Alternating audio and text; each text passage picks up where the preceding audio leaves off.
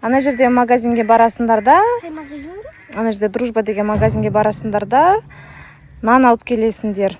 Жарайма? Нан алып келіңдер үйге. 2000 теңге берем сендерге. Нан алып келіңдер.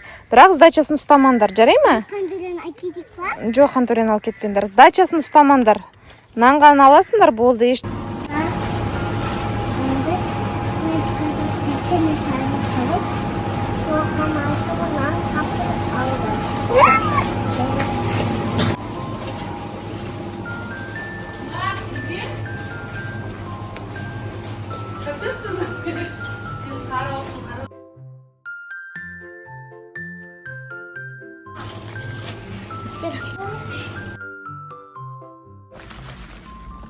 Ал қыздар, не алдыңдар?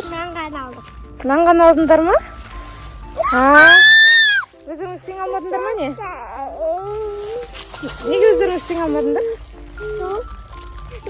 Мен нан тапсырдым ба? Мен жаным нан тапсырды, нан ғана алып келдіңдер ма? Жандарым менің. Ақшасын ұстамадыңдар ма не өздерің? Не? Өздерің ештеңе алмадыңдар ма? Жоқ. Жандарым менің. Не ақылды, мамасы нан ғана тапсырды, нан ғана алды, е? Молодцы. Мен ойлағам ғой, достар.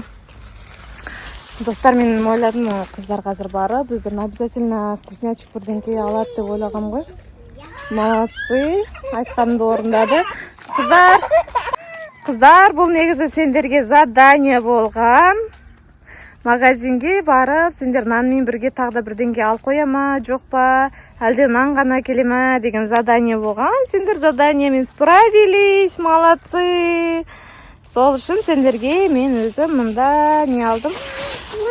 Клубника, банан алдым. Қазір банан, клубника в шоколаде жасап жейміз, е?